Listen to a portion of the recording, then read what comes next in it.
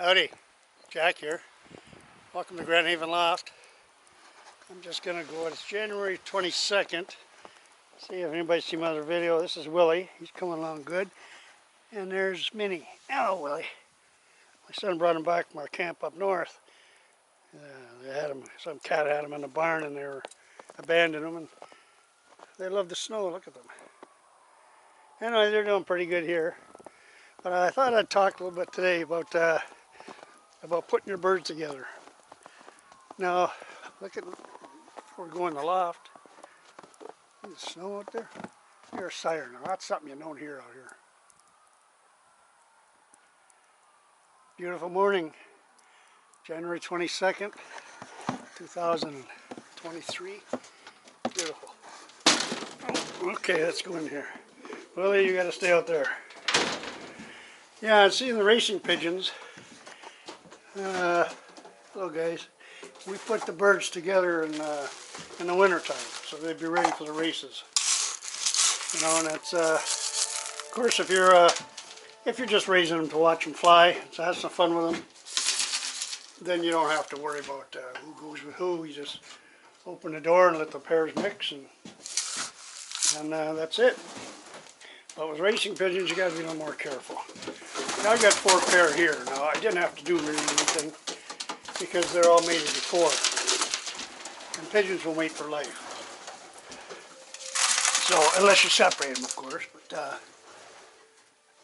yeah, they're all doing fine. These eggs are all going to hatch in the next few days. I'll show you the babies next time. Hey, Mama. Okay. Anyway, so they said they've been mated before, so you just put them together, you know, and they grab their mates. Now I can leave the cockbirds in here, and I put the hens over here when I separate them all summer long. And that way there, the cockbirds have already got their nest boxes. They're you know, territorial. They don't have to fight for anything. It keeps everything calmer. Well, when you do put a new bird in, there'll be a fight, but they have to sort it out for themselves. Here's a few young birds, late breds, and of course a few fans. All right, there you go. Come on, these two are getting down to business. They've been building a nest right in here, so that'd be nice. A couple of, probably have whites. That's Mike Tyson down there. He's a tough little bugger. He's on eggs, and that's one of his babies. The tail of that's Mrs. Tyson, but the one in there is this other one. Maybe we'll see her in a few minutes. Now over there is George. Now there's a pair I had to pair up because they were never paired before. So I put them in this section, and you know, it's pretty easy. All they had was each other. She's a beautiful little blue bar.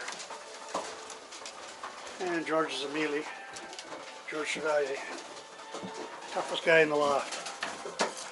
That's why it's better to separate him too. He likes to fight.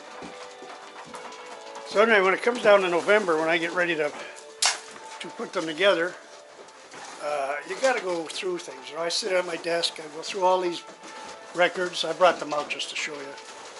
You know, and you can see I keep records from 3 or 4 years back and find out who's doing what. See, I got some pedigrees here. In fact, I wanted to show you this. This 1987. There's King David. That's what I used to call my loft. I took first place on a 10-cent bet. I won $200. And back then you could do that. And this is the bird, 2813. But anyway, so you go through your records, you find out who's doing what. Are you going to keep that pair together, or are you going to separate them like I did over in the corner? That was a new pairing. So you put them together on paper in November. And then around December, you know, you put them, I put them together around Christmas, but this year we had that blizzard, so it was closer to January. And you can't get bands anyway till January 1st. But I order them in November, and by first couple of days into January they arrive in the mail. I have to order them in the Canadian Union in Tillsonburg, Ontario. And so then And that's it. That's putting the birds together. These, and I don't keep a lot. But what you're trying to get, like these pedigrees, you know, it's nice to have because it shows you the bloodlines. It's like a racehorse, but it doesn't mean anything. If you go out and you buy, you know, you buy the son or a grandson of a champion pigeon, doesn't mean you're going to get a champion pigeon. In fact, they say only 1 out of 10 is going to be a champion. You know, like all racing pigeons are going to come home. They'll race eventually. I mean, most of them will come home. 99% are going to come home.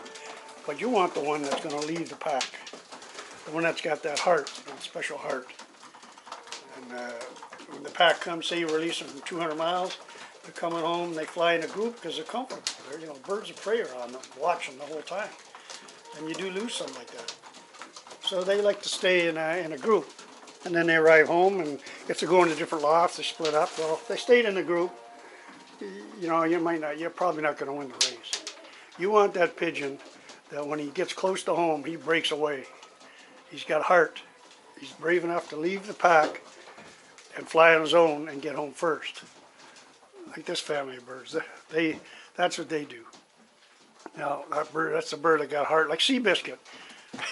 Wasn't a real good looking racehorse. A lot of people said it would never be a racehorse because the head was too big, you know, the conformation wasn't right. The horse had heart, the horse didn't want to lose. So if you're lucky enough to get a pigeon like that, through your breeding, and then it shows you're doing a good job. Now what I did here, since I wanted this pair, more birds than this pair. Hey Hank, there's Janice. Now she just laid again. And I took her eggs from the first round and put them under a pair over here. They were, and threw those eggs out. So she's sitting on these eggs, and then they laid, 10 days later they laid again. So what I'm going to have is the same family of birds, 10 days apart. Plus I got a few late breds from them. I got a couple of birds over here that are from that family. So what I'm trying to do is, you know, keep that bloodline and hope that I get that pigeon that flies with heart. That's the name of the game. Fantails are just something I like to keep for fun. They want to go out, but there's been a hawk around and it's snowing and that. I'm not going to let them out today. So that's all I got to tell you today. A little bit about pairing the birds and breeding them. And so I'll let you go. I'll leave you with a dad joke. Did you, you ever hear the one, a dog walked into a bar, limped into the bar. He had his guns on his hip. He limped into the saloon, limped up to the bar, he turned and faced all these hombres and says, "Hey, which one of you guys shot my paw?" Sorry. All right, I'll let you go. Enjoy your birds.